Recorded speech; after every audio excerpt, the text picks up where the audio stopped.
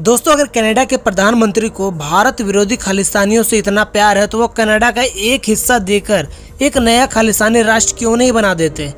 दोस्तों, खालिस्तानी पिछले 45 सालों से कनाडा में पनप रहे हैं, लेकिन इसके बाद भी यहाँ की सरकार हाथ पे हाथ धरे बैठे रहती है। वैसे जस्टिन ट्रूडो से किसी भी बात की उम्मीद करना एकदम बेकार है, क्योंकि वह इस मामले में अपने पिता की विरासत को आगे बढ़ा चुके हैं। जस्टिन ट्रूडो के पिता पीरो ट्रूडो भी इस देश में प्रधानमंत्री रह चुके हैं, जो सिख मेजोरिटी के बदौलत सत्ता हासिल की थी। अब बेटा भी बाप के सिखाए रास्ते पे ही चल रहा है और मोदी से पंगा ले लिया। वैसे देखा जाए, कनाडा में सिखों के बसने का सिलसिला 20वीं सदी के पहले दशक में शुरू हुआ।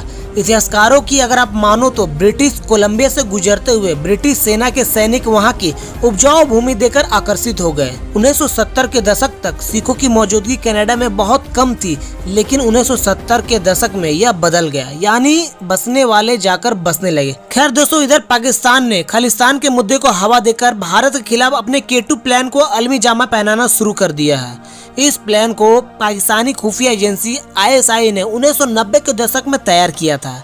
वैसे K2 का वास्तविक अर्थ कश्मीर और खालिस्तान है। पाकिस्तान अब अच्छी तरह से समझ चुका है कि कश्मीर में उसकी चाल कभी सफल होने वाली नहीं है।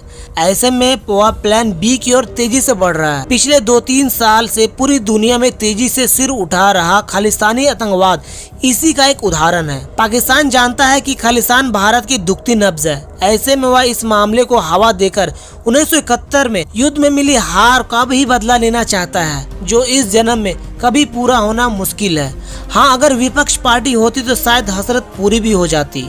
लेकिन दोस्तों, अब आते हैं मेन मुद्दे पे। तो सबसे पहले 70 के दशक की शुरुआत में चरणजीत सिंह चौहान ने खालिस्तान की मांग की थी।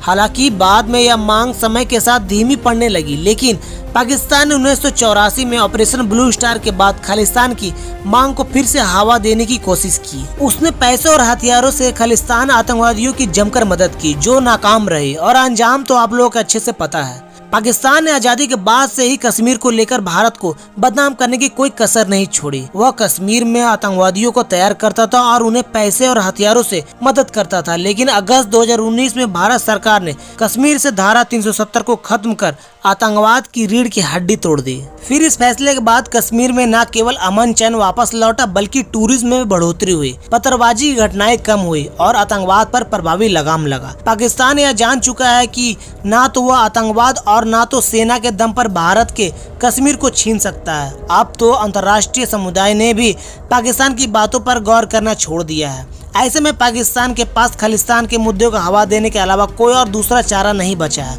इसलिए खालिस्तान की रट लगाए बैठे हैं, पर कोई खास जवाब नहीं मिल पा रहा है। दोस्तों, हम ये समझने की कोशिश करेंगे कि भारत और कनाडा कैसे दोनों देशों के बीच एक असहज रिश्ता इतने खराब मोड़ पर आ गया। देखिए, भारतीय मूल का हरदीप सिंह निज्जर खालिस्तान समर्थक नेता था। कनाडा ने उसे नागरिकता दे रखी थी। वो पंजाब के जलंधर के भरसिंहपुरा गांव का रहने वाला था, जो 1996 में जाली पासपोर्ट लेकर कनाडा चला गया। वहां प्लम्बर का काम करते हुए खालिस्तानी गतिविधियों में शामिल हुआ और उसने अलगाववादी संगठन सिख फॉर जस्टिस का दामन थाम लिया, जो कि भारत में बैंड है। उसके बाद जल्द ही बब्बर खालसा इंटरनेशनल का सदस्य बन गया और खालिस्तानी गतिविधियों में सम्मिलित रहने लगा। फिर उसने खालिस्तान टाइगर फोर्स के नाम से अपना ग्रुप बना लिया। उस पर भारत में खालिस्तानी समर्थकों को ट्रेनिंग देने और फंडिंग करने के आरोप है। अत्याधुनिक नेता बाबा भनियारा और डेरा सच्चा सौदा के अनुयायी मनोहर लाल की हत्या में भी उसका नाम आया। इसलिए भारत सरकार ने उसके ऊपर 10 लाख का इनाम घोषित कर रखा था। लेकिन ब्रिटिश कोलंबिया के सर्वे में उसकी गोली मारकर हत्या कर दी गई। हालांकि यह स्पष्ट नहीं है कि गोली किसने चलाई। कनाडा का मानना है कि इसमें भारतीय एजेंसियों का कनेक्शन हो सकता है। कनाडाई प्रधानमंत्री G20 समिट में भारत आए थे तो PM मोदी के साथ इस बारे में बातचीत की थी, पर PM मोदी ने साफ इनकार कर दिया। लेकिन दोस्तों, कहते हैं कि भगवान के घर में देर है लेकिन अंधेर नहीं। यह कहावत इन दिनों दुनिया के अलग अलग देशों में छिपे भारत विरोधी आतंकवादियों पर बिल्कुल सटीक बैठ रही है। आतंकवादी चाहे पाकिस्तान में हो या कनाडा में या फिर अमेरिका में, मौत उनको कहीं भी ढूंढ ले रही है। पिछले कुछ सालों में न सिर्फ पाकिस्तानी आतंकी बल्कि खालिस्तानी आतंकियों की भी मौत का सिलसिला शुरू हुआ है, जो रुकने का नाम नहीं ले रही है। अब इस कड़ी में ताजा नाम सिख फॉर जस्टिस के सरगना गुरपंत सिंह पन्नू का नाम जुड़ गया है। पन्नू अमेरिका के हाईवे 101 पर हुए एक कार दुर्घटना में मारा गया। इससे पहले खालिस्तानी टाइगर फोर्स का चीफ परमजीत सिंह पंजावर उर्फ मलिक सरदार सिंह उसके बाद कमान संभालने वाला हरदीप सिंह निज्जर और भारतीय दूतावास पर हमला करने वाले खालिस्तानी आतंकवादी अवतार सिंह खंडा की भी मौत हो चुकी है। इतना ही नहीं, कश्मीर में आतंकवाद फैलाने वाले हिजबुल मुजाहिदीन के शीर्ष कमांडर बशीर मीर उर्फ इम्तियाज आलम और जैसे मोहम्मद के टॉप आतंकी जहूर मिस्री की भी हत्या हो चुकी है। ये सभी आतंकी भारत में मोस्ट वांटेड थे, इसलिए मरना तो था। खालिस्तानी आतंकवादी और सिख फॉर जस्टिस का सरगना गुरपवंत सिंह पन्नू अमेरिका में कार दुर्घटना में मारा गया। उसे भारत सरकार ने 2020 में आतंकवादी घोषित कर दिया था।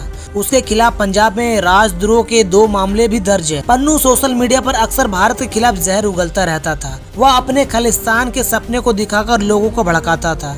इसका बनाया आतंकी संगठन Sikh for justice America, Britain, Canada, Germany, Australia समेत कई देशों में भारतीय दूतावासों, नागरिकों और मंदिरों पर हमले में शामिल था।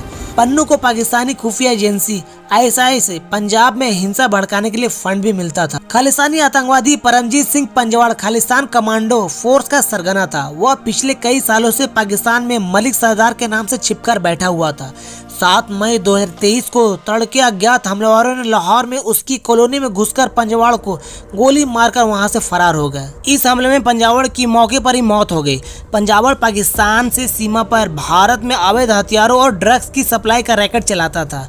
उसने 30 जून 1999 में चंडीगढ़ पासपोर्ट कार्यालय के पास बम ब्लास्ट करवाया था।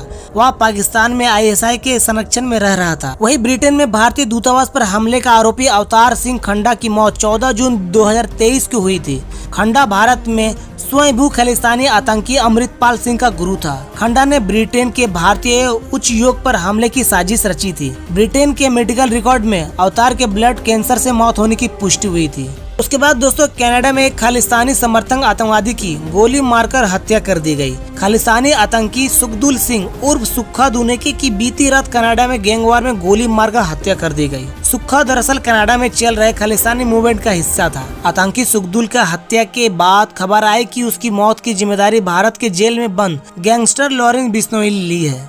यह बात फेसबुक पोस्ट के जरिए सबको पता लगी थी। वही खालिस्तानी आतंकवादियों की हत्या के पीछे बड़ी वजह क्या है और उसका सफाया करने में किसका हाथ है, ये अभी भी पूरी तरह साफ नहीं है। बड़ा खुलासा यह है कि आखिर इन हत्याओं को भारतीय खुफिया एजेंसियों से जोड़कर देखा जाना कितना सही है। इस बारे में क्राइम पत्रकार और क्राइम तक के मैगजीन एडिटर शाम ताहिर खान का कहना है कि ये दूसरे गिरोह का काम हो सकता है और इसके पीछे खुफिया एजेंसियों के होने की संभावना पूरी तरह से इनकार किया जा सकता है। लाहौर में पंजवाड़ की हत्या में शम्स कहते हैं कि पाकिस्तानी खुफिया एजेंसी ISI भी उन लोगों को अपने रास्ते से हटा देती है जो उनके काम के नहीं होते। शम्स कहते हैं कि आजकल इन घटनाओं में छिपी हुई चीजें जल्दबाजी में बाहर आ जाती है। आगे इन हत्याओं को लेकर नए दावे भी आ सकते हैं। इसका थोड़ा इंतजार करना पड़ सकता है। तो दोस्तों आज के लिए बस इतना ही। मिलते हैं एक और नई वीडियो के साथ। तब तक के लिए जय हिंद, वंदे मातरम।